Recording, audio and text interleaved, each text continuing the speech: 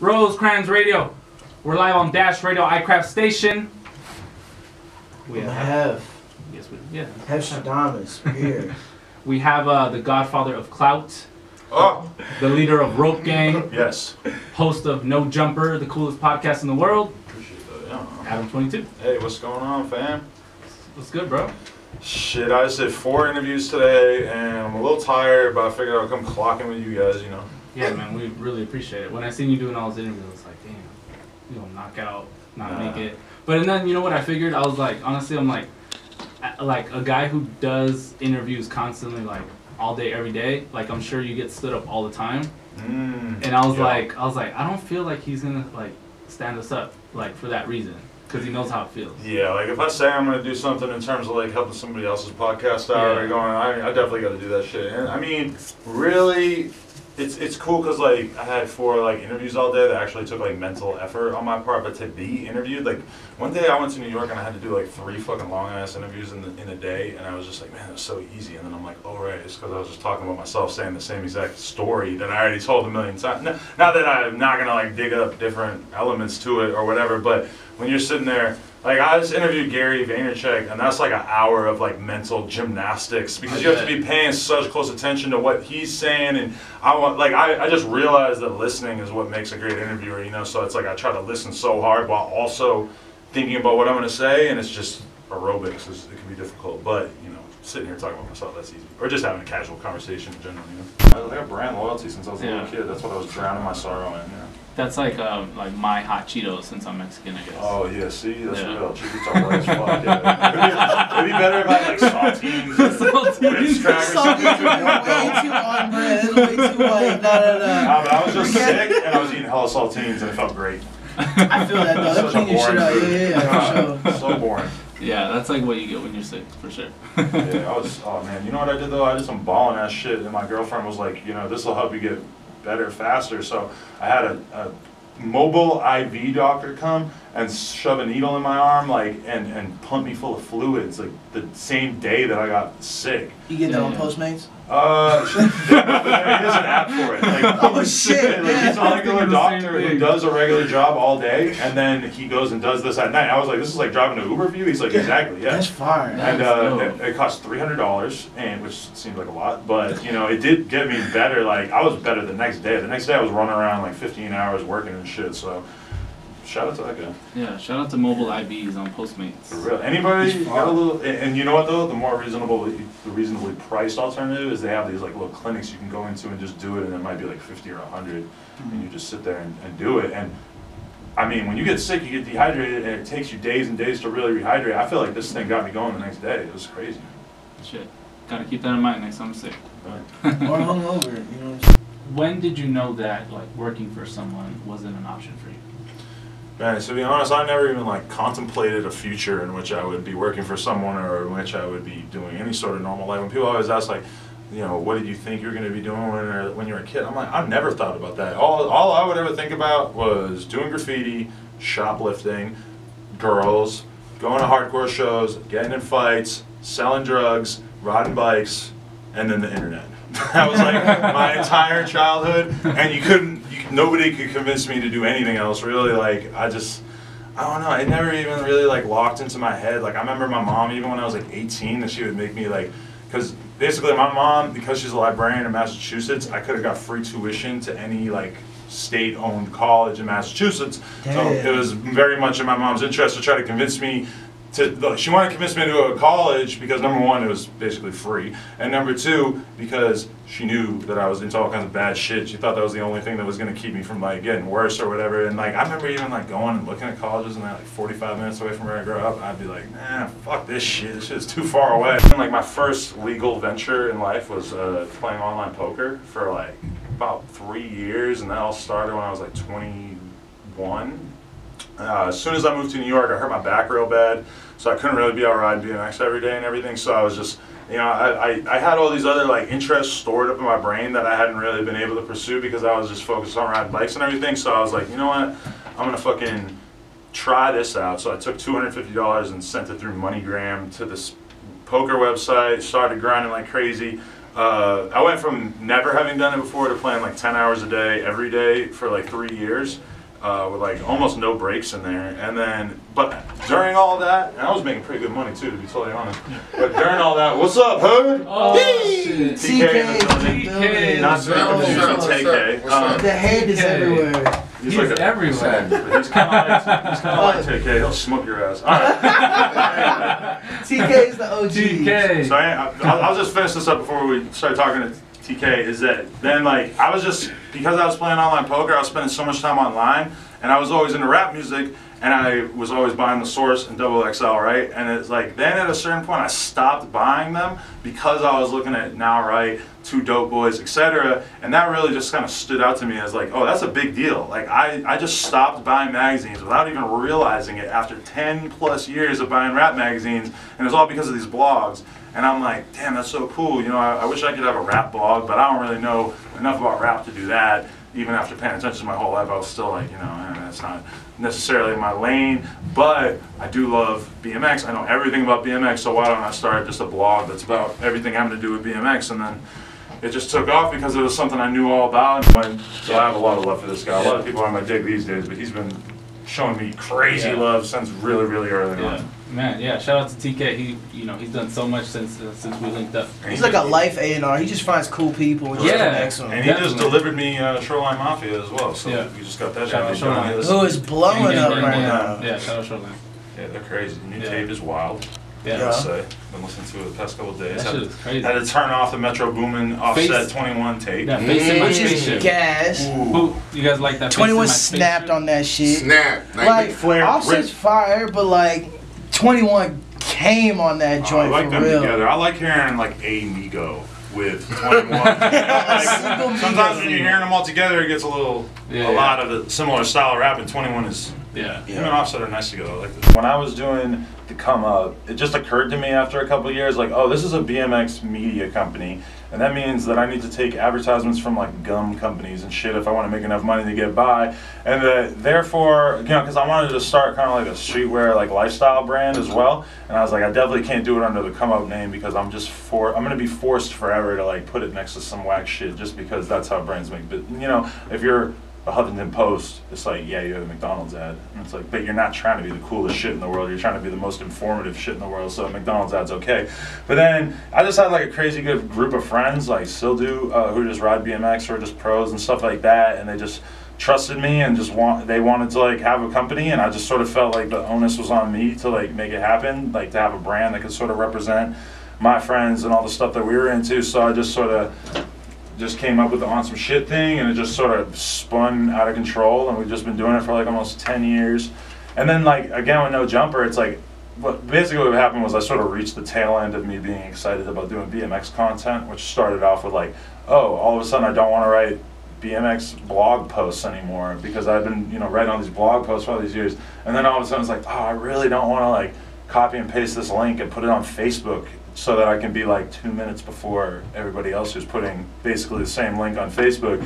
And that was sort of just like a weird realization, like, oh, this thing that you were completely in love with in 2007 doesn't really mean that much to you in 2015. Like I still love riding bikes and everything, but I couldn't just sit there and like fucking continue to do something I wasn't passionate about. But I was really into podcasts and vlogs, so I was like, on the BMX side of thing, I'm gonna start doing podcasts where I just like, you know, interview people and everything and try to figure out that whole side of things. And then I was also gonna start making vlogs where I went out and rode with my friends and filmed them riding and stuff. So that was my big plan. But then the BMX interviews, like it just so happened that the second interview I ever did was with Xavier Wolf, and it got way more views than probably anything I ever did in BMX. So that was kind of weird, just realizing like, oh shit, like not only can I do interviews that go outside BMX, but there's a bigger audience and people really seem to want this. And then it was just kind of like forced on me, because, not forced on me, but like Puya hit me up, and I knew Puya as a rapper, but I didn't know him as a person, and he was just straight up like, yo, that Xavier interview was fire, I never did an interview before, I want you to do my first one. So I'm like, fuck, all right, well, guess I gotta do another interview, and then I did that one, and then it just sort of occurred to me like, oh fuck, like I can like create like a composite sketch of the culture through doing these interviews, and I was just really attracted to that. I was doing interviews with like social media stars and random like tech entrepreneurs and fashion clothing stuff and everything. Like it wasn't supposed to be all about rap, but at a certain point I sort of had to take a step back and be like, well, I guess this is mostly about rap, and I'm kind of shooting myself in the foot if I don't acknowledge that.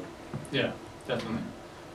I get that. And so, you know, speak on how it kind of spun off into like a, you've said it, like a no jumper universe.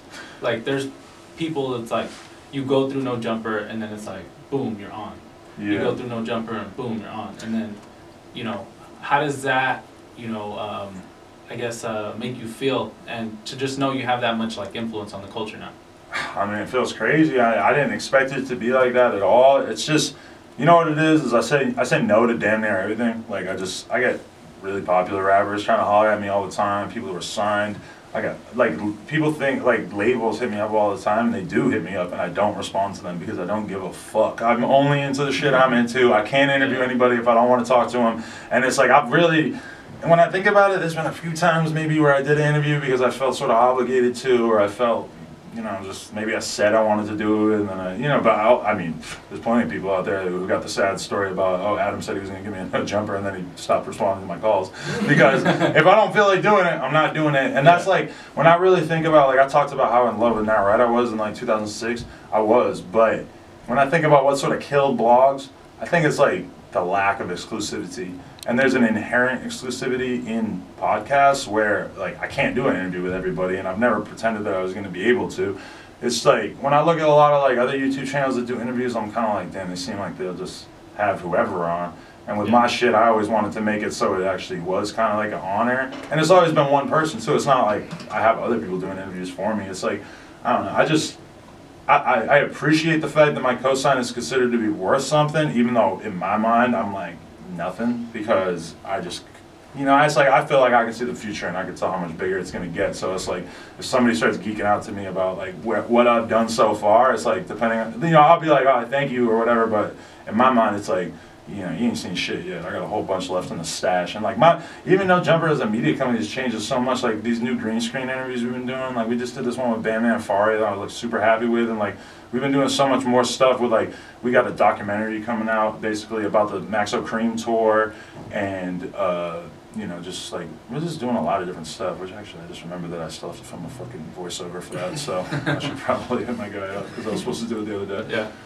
What do you credit with being able to connect to the youth the way that you do, being an older guy? It's just me. Like, I've always been the same person. Like, since I was like 18, 19, whatever. Like, I just remember when I started to sort of fill that role with my friends, that like I was the only dude who knew about every new rapper and like knew what the new mixtape was and everything like that. Like, I just always been that to my friends.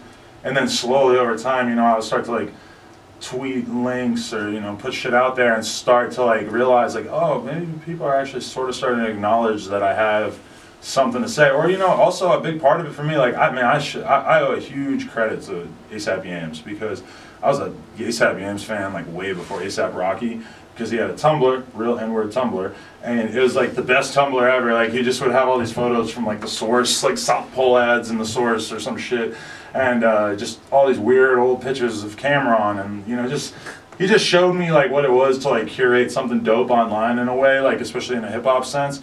And then so, you know, even just from like following him and having like short conversations with him, and then seeing how big the fucking Rocky thing got so fast, and realizing like, whoa, like an integral part of him being able to make Rocky blow the fuck up was just the fact that he had already like seeded a lot of contacts with people in the industry, because he had just been so active on his Tumblr and on his Twitter that he had the whole industry paying attention to him.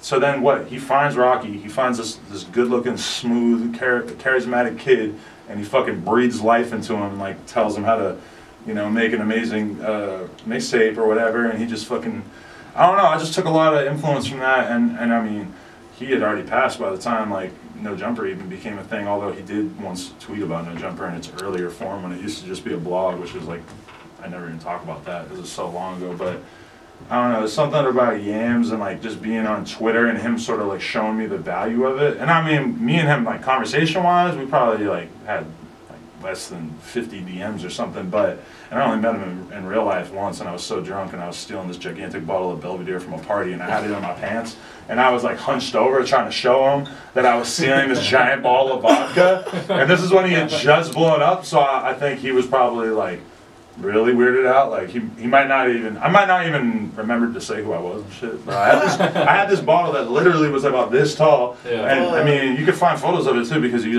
gotta find the Gucci Mane Rob Dyrdek Fantasy Factory party. That's where I stole this gigantic bottle of vodka. We drank that shit for like 2 weeks. How'd you finish getting into a Gucci Mane and Rob Dyrdek Fantasy Factory party? And VIP too, because I don't know, we just like knew people from DC, and we were just like, yo, like, get us VIP or some shit. I remember I walked into it, and then like Chris Brown was just rolling a blunt, and he just looked up at me, and he just goes, yo, your tattoo's hard as fuck. That's something like, he would say. So your punches. No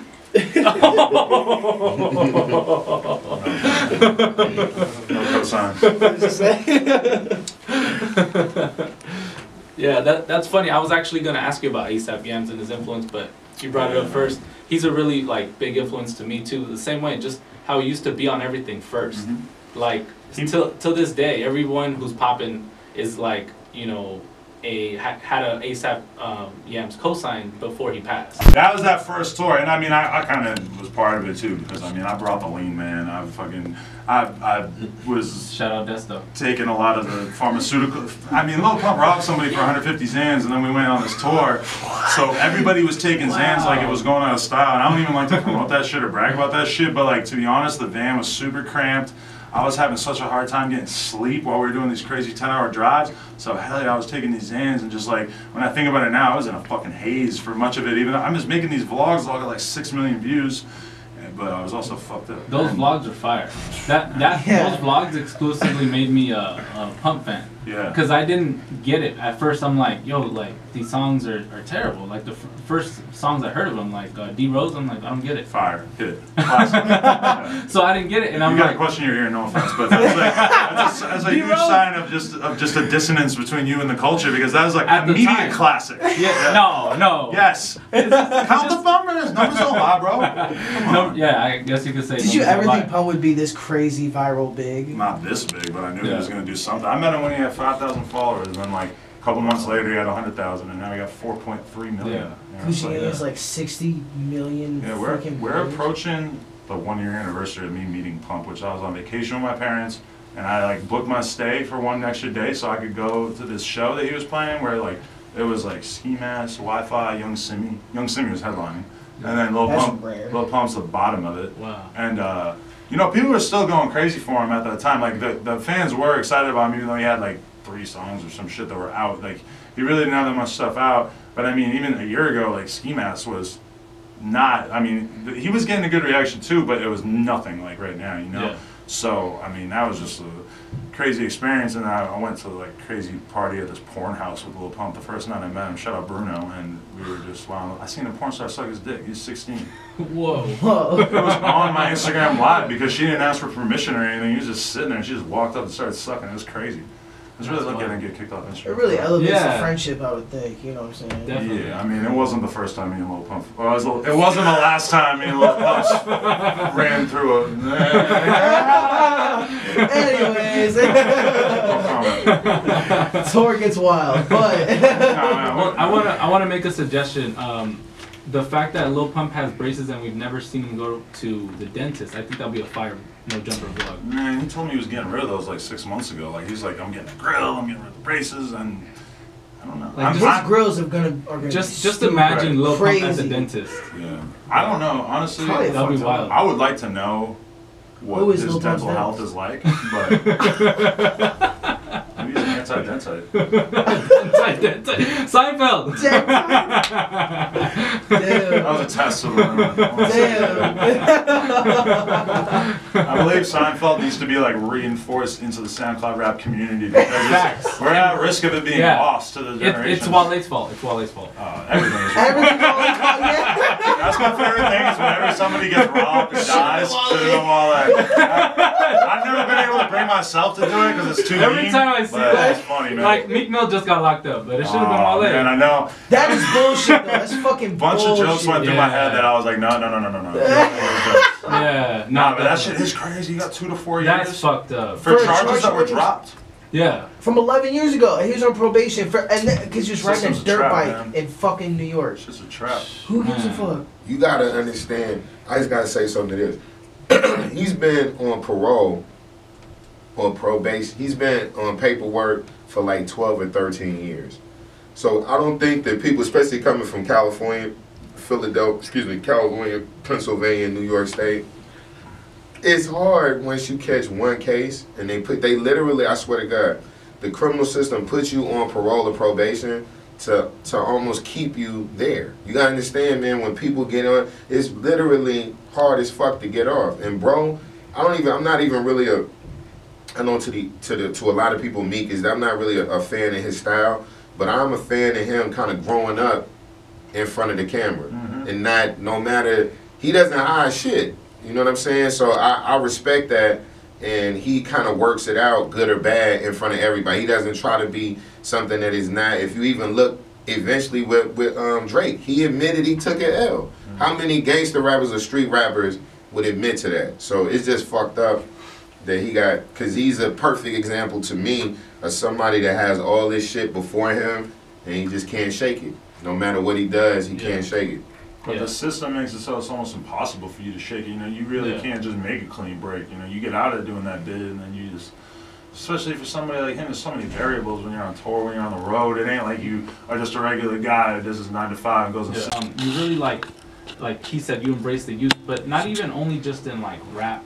It's like the people who work at your store, like videographers. Like I know a few people who have like worked with you, Fez, Astrobound. Yeah. And like he was like doing interviews for us, and then one day he's like, "Oh man, no jumper." I'm like, "Dude, that's great." Like that just shows that you're just willing to work with anybody. Like speak on that and giving people like an opportunity. Yeah, I mean, like, you know, I'm stuck. Like, people always be giving me shit, like, in the comments or whatever, like, oh, you're old as fuck, and you're fucking still, you know, doing this side with, like, young rappers or bike riders or whatever. But to me, it's like, you know, I'm 33, but I'm still doing the same shit I was doing when I was, like, 19. I'm still going to shows. I'm still excited about music. I'm still excited about culture in general. So, to be real with you, like, when I think about 33-year-olds, like, the people I went to high school with, the people I, you know, even the people I've been riding BMX with when I was 18, 19, I mean, what are they doing? They got families, they got kids, they got 9 to 5s, or they're alcoholics, they're meth heads, they're fucking, you know, they hang out at the bar, whatever, you know. So when I meet, like, you know, I'm trying to think about, like, the people I'm around who are young and shit, like, somebody like Brandon Began, he's like 22, is like, he's 23, I think he's been, like, one of my best friends for 5 years. I started kicking when he was 18. It never, like, occurred to me that it was weird that he was 18. It occurred to me, like, oh, you're a really talented BMX rider, and you smoke weed and like rap music like me, so, you know, I'm gonna take you under my wing and, like, you know, bring you out to LA and fucking pay for your house and your food and everything just so that you could have a chance, you know, because you're just a kid from the East Coast. It's like, if I see somebody who's really talented, it's like, I just want to help them out, whether it's like, or like, you know, another example I like is like, there's this dude who edits a lot of the trailers on the No Jumper Instagram, and that's just a fan who's just making those videos, and then I just was like, yo, like, that shit is good, like, here, like, we're gonna start paying you and everything, like, you know, you need to be doing this for us, like, regularly. Like, I just, if I see somebody doing something that I think is gonna benefit me or like my brands, but really, like, my brands, like, if you know, Brandon Began, like, it wasn't like, oh, I think you're gonna help make On Some Shit a bigger company. It was like, no, like, you represent the fucking spirit of BMX, and I just think that you're dope. And it's the same thing. Like, that's really how I constructed my whole life, in such a way that I can mess with as many people as possible and give as many people opportunities as possible. And now it's like, I'm able to prosper and benefit from that, but that was never the idea. I just want to have those conversations. Like, the podcast at the end of the day was just because I wanted to have those conversations. I actually just had somebody hit me up and say, like, yo, like, you know, I seen you did that Gary Vaynerchuk interview. I don't know, there's somebody very, very successful and famous, and they're like, I don't know if you should have done that, because to be honest, the appeal of your podcast is that you interview people that nobody else interviews.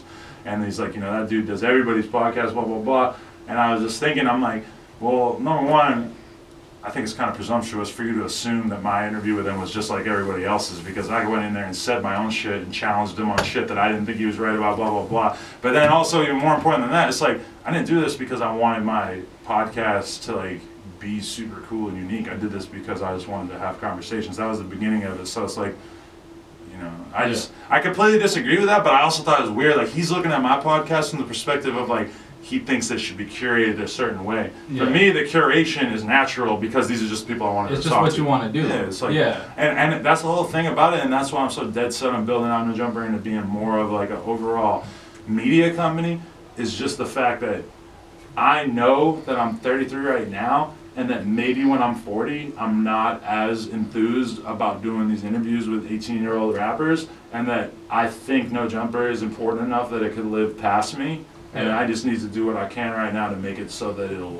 it could be, you know, like I've been reading this biography of the dude who fucking started Rolling Stone. Dude, it's so insane. He was like doing all this coke. He was gay. He's fucking everybody. He's fucking not gay, he's bi. He's fucking everybody. But that like spirit of the media of that was Rolling Stone in the early days. It was this crazy counterculture magazine that existed because it was completely like, you know, it was important because it was a representation of him as a very genuine participant in the culture.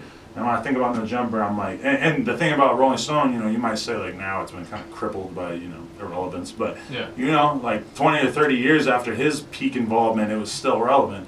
And like, I don't know if you guys are familiar with Murder Dog magazine. You could? You don't remember? Oh, Murder King was so hard. Shout out, man. Murder Dog. Murder Dog. Shout out Black Dog. Shout out Black Dog. Yeah, Murder King. I got murder on the mind. Anyway, I got murder. Black Dog. It's just this crazy Sri Lankan dude. You gotta go read this article. It was on Mass Appeal or some shit. Yeah, it's just this article about. You gotta read the book. He had a whole book too. What? Ooh, this article's fun. I'm not sick with the article. He's a fucking prick. Yeah. And he's stupid looking. You know, it's just like it's not like, you know, just. I don't know, maybe if I had been introduced to Russ in a different way, it would have been like, oh, like, here's some cool, smart hip-hop that I'm not personally into, but I can respect it. Yeah. That happens sometimes, but definitely not with Russ. Even though I know Russ would do stupid numbers, I would make a lot of money off doing a Russ interview. It would be a great showdown, I think. Yeah, you could suck my whole cock. I mean, we could argue. Oh, we could argue. Just wait, let's just throw You don't want it with me. Russ, Adam, and Joe Budden in a room, and then just see what happens. Just put a camera. 3 pairs of boxing gloves. All I can say is I'm walking up to Joe Budden and giving him a pound, say, yo, homie, I've been fucking with you for a long time, and I feel like you might fuck me up, so let's fuck this dude up. You're black, I'm white, let's beat up this white dude, come on. Wes is white? I mean, he's white passing at least. He's probably like Albanian or something like that. I think he's off-white. He's off-white. Yeah. He is a jackass though. Yeah, I like what y'all was doing at first until he was like, he said some shit that was dumb. Just I don't know what the fuck. He was like, what did he say? He was the best rapper. Oh, I'm the best rapper. He goes, if it was based on talent, I'd be the #1 rapper. That's what he said. I'm like, what are you talking about? You really think you're better than Kendrick? There's like, oh, Russ is relevant, just not on hip hop Twitter, and I'm like, bro, like. Yeah, I've been following DJ Booth for a few months trying to figure out what they got going on. They're Russ in block form. And they're Lil Pump haters. Yes, it was just like, yo, they dig in to find something on any rapper that's popular today from SoundCloud to make sure that they slander them in the biggest way possible. I'm not even like mad at them because I feel like it, like when I see like overtly social justice warrior-ish hip-hop publications, I'm kind of like, well, that might be like a necessary correction to sort of the way that the rap industry is, which is like, I feel like there's not a lot of people who get called out on their shit. Like, they might get called out on like getting their chain snatched, but there's not a lot of people calling out like misogyny and like idiocy and stuff in rap. Adam, what's the your favorite interview you've done? Man, I don't know. I mean, right now it's that new Lil Yachty one because I just feel like that was like a new thing for me in the sense that we did his first interview, and then like 2 years later we do another interview, and it basically like summarizes everything that happened to him. The first interview is nobody, basically. Like, he just sort of started to get a name for himself, and then this one is basically him like looking at his career and being like, yo, like I did a lot of shit, but maybe I got a little bit too far away from my base.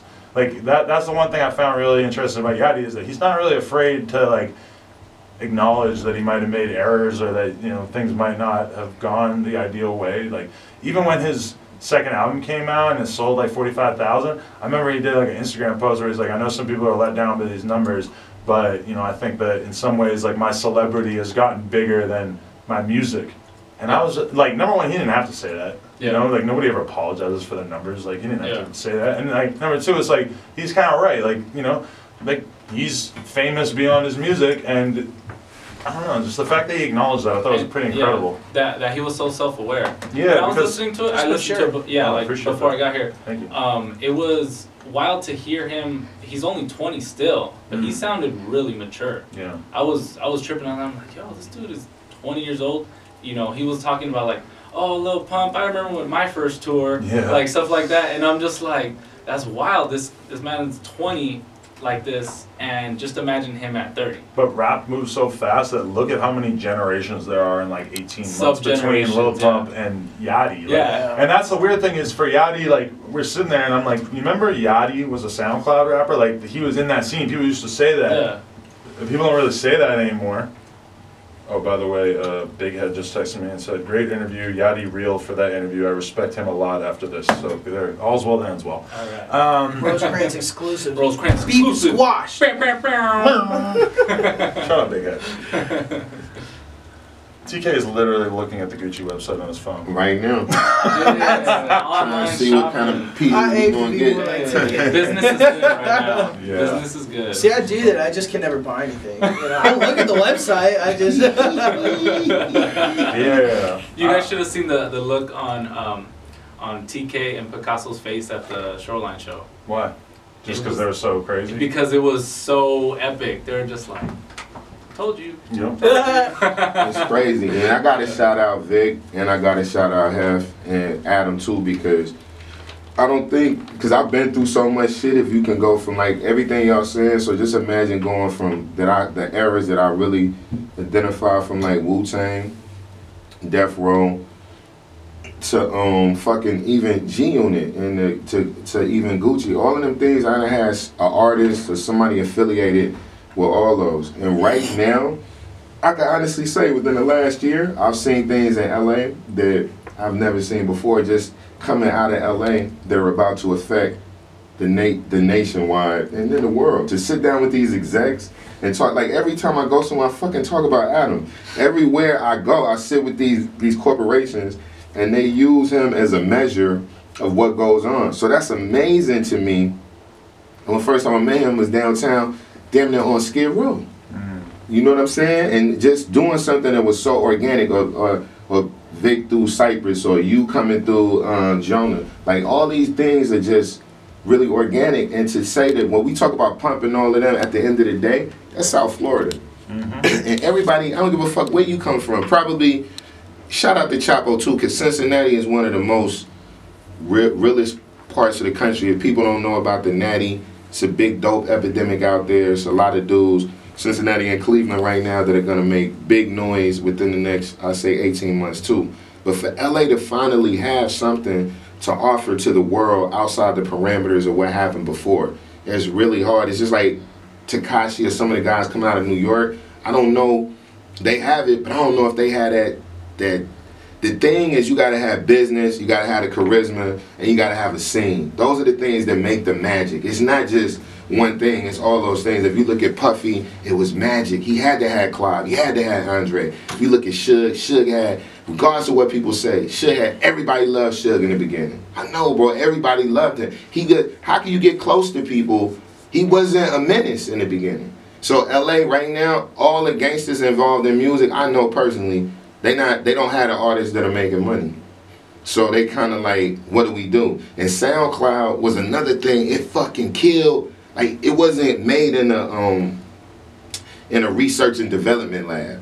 Like, y'all talking about Yachty. I remember Picasso playing in me, Minnesota. I remember Mexico Dro and Nudie and Pierre Bourne before anything was popping, and saying to myself, or him on everything, going in like, yo, why do everybody like Bloods and Crips from out of town, but they don't fuck with Bloods and Crips from LA. Like, you love 21 Savage, you love Insomniac Lambs and all that. Ain't no disrespect to that. Shout out to my brother Max O'Cream, you know what I'm saying? He one of the out-of-town Crips that everybody love in town, but right 15 minutes, 5 minutes away, nobody was fucking with it. And that's why I fuck with Adam, that's why I fuck with y'all, because the new shit is not gonna be anything like what LA seen before. You know, it's no it's literally like, to watch these kids, the end of the day, everybody, the next SoundCloud, whoever blow up, where they gonna be at in 3 months later? Where's all the, they wanna be out here, the women out here, the dope is out here, the media outlets out here, the weather's out here,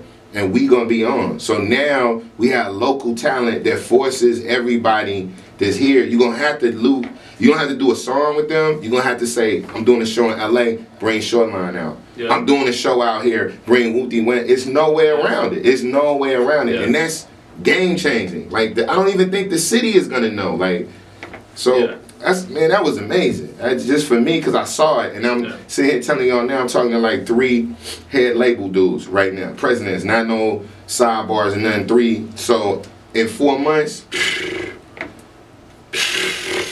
I always talk to bosses, not the second in command. Come on, man, you just a worker and your boss is my man. Just so y'all know. I was throwing like decent amount, like decent sized shows, and we would get like packed out too, but like these other shows like Famous Dexter, like they would get sold out instantly. And now to see Shoreline selling out, now to see, you know, when we brought out like 03 Greedo at the Echo, like that was huge, damn near sold out, you know, now he's selling out like that's awesome. These are the new legends. I mean, for real, that's really what it is. Like, there's something special going on in the LA underground scene right now. And I appreciate Adam for, you know, documenting, being early on everything, you know. Appreciate it. I'm just trying, man. Yeah, no, most definitely. So one quick thing before we get out of here, speak on your work ethic, because, you know, it's hard for me to believe, like, how, like, if that you actually sleep. I sleep good. I sleep like a baby. You know, I went to the doctor the other day. I had my blood done. They tested my shit. They tested everything. Peed in the cup, all that shit. They told me that I have perfect health, perfect blood pressure, perfect everything. And he's like, didn't you say you're under a lot of stress? And I'm like, yeah, but I think that my kind of stress might be different than a lot of other people's kind of stress, you know? Yeah. It was like look at my day today. Like, I woke up at 8 o'clock in the morning, and I did 4 interviews. I, you know, somehow found 45 minutes to go see my girlfriend. I, like, somehow found a way to eat 2 meals, and, like, you know, I mean, I did a whole bunch of other shit. I had to do a bunch of little phone meetings that I had scheduled in between everything. I had to basically, like, research some of the interviews and write the questions, like, you know, 15 minutes before the people showed up. That's not stressful to me. That's, like, what I want to be doing in my life. Hef, I think you had a question. Apparently I had a question. Put me on the fucking spot here, dog. I'm like, oh shit, man. What did you text? What did you text me earlier? Oh. What the fuck did I text? Oh, about eating ass. Yo, eating ass is a big part of life. When did you first discover analingus? I was 15. I was. I ate ass way before I lost my virginity. I just want to say that. Before it was cool. That's bullshit. Yeah, I was 15, and I don't even know who told me to do that or why I thought it was okay or anything. Wait, what year was this specifically? Like? Well, if I was 15, then it would have been like 1999. Wow. Damn. That is OG ass eating. I'm not capping. We could call this bitch up right now. She's married. Her husband probably won't appreciate it. He said, I'm not capping. Like, here, I'm saying capping. I'll call this hoe right now. I got receipts on my ass eats. You know what I'm saying? Nah, she had the nicest ass. So, like, my girl now got a dumb ass, but this girl had a nice ass then, too. She was like, I mean, she was 15. I was 15, so. It's kind of weird to say that now. Yeah, she had ass at 15. I mean, she did. I was 15. Now I would not be able to have that thing. At the time, I would appreciate it. But yeah, I was eating. I mean, I think I ate ass before I ate pussy. To be real with you. Wow. I don't know what I was doing. I don't know who told me that shit. Yeah. The realest shit ever. I mean, yeah. Still. I mean, I don't know. My head's off. I used to eat random ass girls' asses after hardcore shows and shit. No, I would eat like random hoes asses after rap shows and shit. But now it's like I had a girlfriend for like a year, so it's like I can't really imagine like doing anything to a girl like besides her. Like, you know, I just feel like you need to have one girl that you show a ton of respect, and then a lot of other girls that you give dick to. So. Yeah. You just provide. He just dropped gems on the whole community right That's now. That's what I'm saying. Yeah. Yeah. Oh my gosh. Shit, I think we're gonna wrap up. Thank you, Adam, for pulling up. Any last shout outs or anything? My pleasure, man. It was great to stop by. Support what you guys are doing over here. I thought Cypress was gonna be here. Where the hell is he at? In Miami. Oh, yeah, okay. Big time. Was he at the Raiders game yesterday? Yeah. Mm-hmm. So he just goes to the Raiders game and he's like, oh, fuck it, I'm out to Miami. Yeah. See, that's why I can't watch sports. I'll probably just end up going to some game somewhere or something. Shit, man. Appreciate you. Rosecrans Shout out to No Jumper. Shout out Los Angeles. Let's do it. Yeah. Shout out TK. Yeah. Yeah. Hey, there you go. That's fun.